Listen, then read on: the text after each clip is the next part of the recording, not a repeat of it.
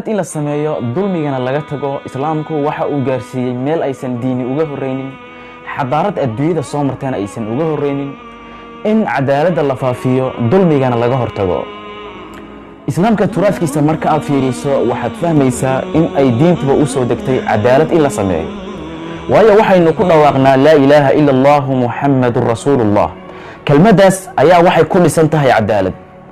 in allah subxaanahu wa tacaala keliya uu yahay midka xaqa ah ee cadaaladda lagu caabudo waxa kale oo ka soo haro oo la caabudo aysan cadaalad ku dhisnayn aysan xaq aysan ahayn kelmaddaas ayaa waxayba ku dhisan tahay cadaaladda islaamka waxa keliya u soo degay waa cadaaladda allah subxaanahu wa tacaala aayadda ku jirta suuratu alxadiid ee 25aad waxa uu ku yidhi walaqad arsalnaa rusulanaa bilbayinaati waanzalnaa macahum alkitaab maxaad u soo dejisay ya allah subxaanahu wa tacaala waxa uu yidhi liyaquuma annaasu bilqisti si ay dadku cadaaladda u raacaan cadaaladda si loo fuliyo ayaa allah subxaanahu wa tacaala waxa uu soo dejiyey kutubtiisii oo dhan ayuu ilaahay wuxuu u soo dejinayay rusushana u soo dirayay dadku inay cadaalad falaan islaamku cadaaladda ma kala sooco waxa uu u faafiyaa si aanan kala har lahayn isaga oo aanan kala soocaynin kii weynaa kii yaraa kii nasabka lahaa kii sharafta lahaa kii gaalka ahaa kii muslimka ahaa oo cadaaladdu waxa ay tahay mid ay dadka oo dhani ka wada siman yihiin allah subxaanahu wa tacaala cadaaladda waxa uu ku faray aayaad tiro badan isagoo muslimiinta si khaas ay u farayaan maadaama ay sidaan cadaaladda risaalada islaamka oo allah subxaanahu wa tacaala u soo diray adduunyada waxa uu u faray si gaara oo wuxuu yidhi يا أيها الذين آمنوا كونوا قوامين بالقسط شهداء لله ولو على أنفسكم أو الوالدين والأقربين عدالة نفتينا كبلابا waxaad ku xijisaan waalidkiina aqrabadiina oo cadaaladda ha ka gar noqonina oo geeska kale ha ka soo istaagina marka ay idinku cadaaladda idin qabato ee cadaaladda naftiina waalidkiina aqrabadiina intaba allah subxaanahu wa tacaala waxa uu amray muslimiinta si gaar ah maadaama ay iyagu yihiin kuwii xambaarsanaa risaaladii allah subxaanahu wa tacaala u soo diray bila'aadanka iyo khalqiga sidaasi la mid allah subxaanahu wa tacaala cadaaladda isagoo amraya waxa uu muslimiinta amray cadaaladdu inay ay fuliyaan mar waliba walow qoomka ay cadaaladda siinayaan caro ha u qabaanba oo allah subxaanahu wa tacaala waxa uu yidhi yaa ayuha aladiina aamanuu kunuu qawaamiina بالقسط يا أيها الذين آمنوا كونوا قوامين شهداء لله بالقسط ولا يجرمنكم شنآن قوم على ألا تعدلوا اعدلوا هو أقرب للتقوى علماء waxa ay sheegaan cadaaladda oo la fuliyo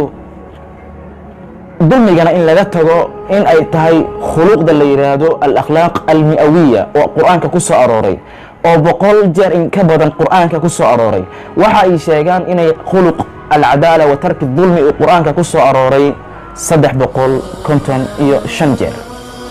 وحد فهم إيسا قرآن كإنو سيي أهمية أبيض وين أهمية دا قرآن كو كلام كي الله سبحانه وتعالى وحو أصاد دري وهذا الكيسيئة ودردارا لغرب خلقه إني فليان هدي وكسو العلي صدح بقول كنتم إيو شنجر وحد فهم إيسا إني تهي أهمية أبيض وين saxaabada iyo nabiga calayhi salaatu wasalaam waxay u dagaalamayeen ciidamada u dirayeen intuba waxay ahayd cadaaladda in la fuliyo saxaabadu xilligii ay galayeen dagaalkii qaadisiya ayaa waxaa loo diray tafaawud iyo waxaa la sameeyey wadahadal nin la yidhaahdo oo saxaabada ka mid ahaa rubciya bin alcaamir ayaa loo diray waxa uu ahaa nin intaas dhan dagaal ku soo jiray jihaad soo waday dharkiisu ay iska yaryar yihiin iska jeexjeexan yihiin faras yar oo caata badan wata waran yar iyo waxaa wata waxa u tagay rustum boqorkii faris oo dhan waxa uu weydiiyey asagoo mufaawadaadka hogaaminaya maxaa u socotaan bal lacag baa doonaysaan waa in idisiinaynaa waxaad inta qaaqaawan ari raacataa waxa ma haysataan maal waa idisiinaynaa iska noqda rubciy bin caamir waxa uu waday risaalada nagala rabo inaynu fahanno caalamkana aynu u gudbino waxa uu yidhi الله ابتعثنا لنخرج العباد من عبادة العباد ومن ترك ظلم الأديان وإلى عدل الإسلام waxaan u soconnaa ayuu yidhi inaynu ummadda ka saarno is-addoonsanaysa diinaha dulmigooda ka saarno aynu u saarno cadaaladda islaamka oo cadaaladda halkaas ayuu islaamku gaarsiiyey midda lagala rabo dhalinyaro cid waliba oo muslim ah inay qaataan oo ummadda ay u fuliyaan iyagoo ayaga iska bilaabaya calayhi salaatu wassalaam aad ayuu cadaaladda u fulin jiray aad ayuuna ugu adadkaa inuu cadaaladda fuliyo gabar reer banu maqsuum ah oo daata nasab in ahayd ayaa waxbay xaday rasuulku markii uu damcay gacanta inuu ka jaro oo ku fuliyo xaqa Allah subxaanahu wa tacaala saxaabadu waxay damceen maadaama ay reer sharaf leh ka soo jeedo in ay rasuulka calayhi salaatu wassalaam uga shafeeco qaadaan nebiga yaa loo diray ayaa la isweydiiyey usaama bin zaydin oo aad u jeclaa ayaa waxaa yidhi rasuulka ha loo diray isaga usaama markii rasuulku u tegey rasuulku qadiba qadaban shadiidan aad iyo aad ayuu u xanaaqay waxa uuna koray mimbarka waxa uu jeediyey kelimad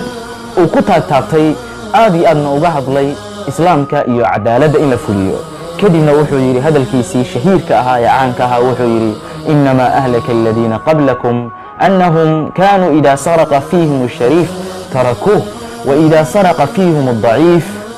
aqaamuu calayhi alxad haddii waxa halaagay kuwii idinka horreeyey haddii midkooda sharafta le uu xado way isaga tegi jireen haddii ka daciifka uu xadana xadka ayay ku fulin jireen ii wallah low anna faadimata bintu muxammadin la saraqat laqadactu yadaha ayuu yidhi faadimatu zahraa faadimatu bintu muxamed calayhi salaatu wassalaam haddii ay xaddo gacanta ayaan ka jaraya ayuu rasuulku yidhi isaga oo markaa muslimiinta u sheegaya ahmiyadda ay ku fadhido cadaaladda islaamka uu fulinayo sidaasi la mida rasuulka calayhi salaatu wassalaam sida uu ummadda dhan in laga sima cadaaladda uu dadka u faray ayaa waxa uu faray cadaaladda nafta in laga bilaabo nafteena inayna ka bilowno oo nafta cadaalad aynu fulino islaamku ma ogola hadeerto meel har ah inaad dhanna aad har geyso jirkaaga dhanna aad geyso qoraxda sidaas la mid ah kabaha oo kale kab in lagu socdo kabna lugna kab la'aan laga dhigo islaamku ma ogola oo cadaaladda nafta in lagu simo ayuu ugu talagalay rasuulka calayhi salaatu wassalaam madiine markii la yimid waxa uu walaaleeyey salmaan alfarisi iyo abudarda marka wuxuu ahaa nin cibaadada u go'ay salmaan alfarisi ayaa wuxuu arkay islaamtii salmaan alfarisi oo macna abudarda aan ishagaajinayn oo saasoo kale umudarda ayaa waxa uu ku yidhi maxaa kugu dhacay waxay tiri abudarda nin reerkiisa u soo jeedo ma ahan waa nin cibaado isaga taagan soon iyo salaad habeenkiina salaad maalintiina soon abudarda waxa uu sheegay ina lirafsika calayka xaq wa ina lirabbika calayka xaq waliahlika calayka xaq facdi kula dii xaqin xaqah rasuulka markii loo tegey abudarda ayuu u sugay sida uu yidhi oo waxa uu faray sida abudarda uu sameeyey islaamku waxa uu nafarayaa hadal markaynu ku hadlayno inaynu ka cadaalad sheegno oo waxa uu yidhi allah subxaanahu wa tacaala waidaa qultum facdiluu walow kaana daa qurba oo cadaaladda inaynu mar waliba kuwa u taagnaana inaynu noqono sidaasi la mida marka aynu xukum fulinayno inaynu cadaalad ka samayno islaamku waa uu nafaraya oo allah subxaanahu wa tacaala waxa uu yidhi ina allaha ya'murukum an tu'addu alamaanaati ilaa ahliha waidaa xakamtum bayna annaasi an taxkumuu bilcadl allah subxaanahu wa tacaala waxa uu adeegsaday islaamku wuxuu amrayaa laba sulxiga marka la heshiisiinayo in la amro oo wuxuu yidhi wain daa'ifataani min almu'miniina qataluu faaslixuu baynahuma fain bagat cala alukhra faqaatiluu alatii tabqi xataa tafii'a ilaa amri illah fain faa'at faaslixuu baynahuma bilcadl waxaad markaad isku heshiisiinaysaan cadaaladda mariya oo cadaaladda marnaba in laga tago islaamku ma ogola islaamku sida uu cadaaladda u faray waxa uu dulmiga u diiday si aad iyo aad ay ugu jirto beriiq oo nebiga calayhi salaatu wassalaam waxa uu allah subxaanahu wa tacaala ka warinaya xadiidu alquds yaa cibaadii inii xaramtu dulma calaa nafsii wajacaltuhu baynakum xaraama dulmiga allah subxaanahu wa tacaala waxa uu yidhi waxaan ka xarimay naftayda sidaasi la mida idinkuna waxa uu idinka yahay xaaram rasuulka calayhi salaatu wasalaam markii uu furtay khaybar waxa uu yahuudda kula heshiiyey miraha khaybar inay wada qaybsadaan ayaga iyo yahuuduna ay nis qaadato muslimiintuna ay nis qaataan sanadkii markii ay miruhu soo gaayeen waxa uu diray cabdullaahi binu rawaaxa u fiirsa cabdullaahi binu rawaaxa sida uu dulmiga uga cararayo cadaaladdana u raadinayo waxa uu yidhi mirihii markuu qiimeeyey yaa macshar alyahuud antum abqadu lkhalqi ilaya qataltum anbiyaaa allahi wakadabtum cala allah walaysa yaxmilunii bugdii iyaakum cala an axiifa calaykum yahuuday dadka khalqiga aan ugu necbahay ayaa tihiin, ambiyadii ilaahay ayaad layseen, allana waad beeniseen hadeerto, laakiin iguma xambaarayso waxaasoo dhani in aan idii cadaalad samayn waayo. mirihiinnu waxay ku soo go-een 20,000 wusq ee qaata haddii aad qaadanaysaan, haddii kalena aniga ayaa qaadanaya. yahuuddu waxay yidhaahdeen waynu qaadanay, bihaada aqaamat الsamaawaatu wاlard. midda lagana doonayo waa middaas inaynu cadaaladda ku taagnaano mar waliba, walow aynu qofka carab weliba aynu u qaadno. islaamku waa midka aanan kala saaraynin dadka, marba haddii aad dhulkiisa aad ku nooshahay cadaaladda ayuu ku marsiinaya. allah nabiga salawaatullaahi wasalaamu calayhi sidaasi la mida waxa uu yidhi qofkii la dulmiyo ilaahay inuu u gargaarayo, oo nebigu salawaatullaahi wasalaamu calayhi waxa uu yidhi dacwadda qofka la dulmiyo ee alla barya laysa baynahu wa bayna allaahi xijaabun, wax xijaabi ma ahaanin. nebigu sidaasi la mida waxa uu nooga digay oo wuxuu yidhi ittaqu dacwata almadluum, qof aad dulmisaan dacwadiisa inuu alla idii baryo ka cabsada, oo alla ayaa ajiibaya. wuxuu yidhi kor ayaa loo qaadayaa fowqa alghamaam wayuftaxu laha abwaaba aلsamaa wayaquulu rabbigii cadaaladda ahaa ayaa waxa uu leeyahay wacizatii laansurannaka walow bacda xiin, waan kuu gargaarayaa oo waan kuu gargaarayaa wakhti dambeba ha noqotee. sidaa nagala doonaya mujtamaca inaynu cadaaladda ku fulino, inaynu nafteenna ka bilowno, inaynu ka bilowno ehelkeenna, oo islaamka sida uu u furaya cadaaladda in loo fuliyo si aynu ummadda kale u gaarsiino. nebiga calayhi الsalaatu wasalaam waxaa u yimid saxaabi la yihahdo nucmaan bin اlbashiir, waxa uu u keenay isaga iyo aabiis oo wada socda. nucmaan ayaa waxaa la siiyey maal uu aabiis leeyahay.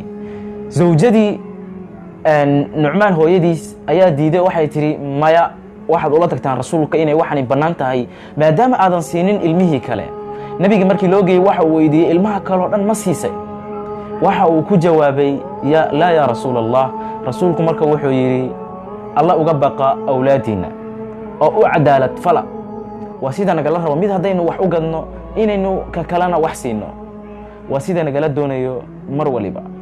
waad mahadsantihiin, waxaan rajaynayaa inaad faa'iidaysateen. cadaaladda aynu fulinno, ka bilow naftaada, adigu bilow, hadhihin kuwa kale ha bilaabaan, bilow adigu. wa shukran lak.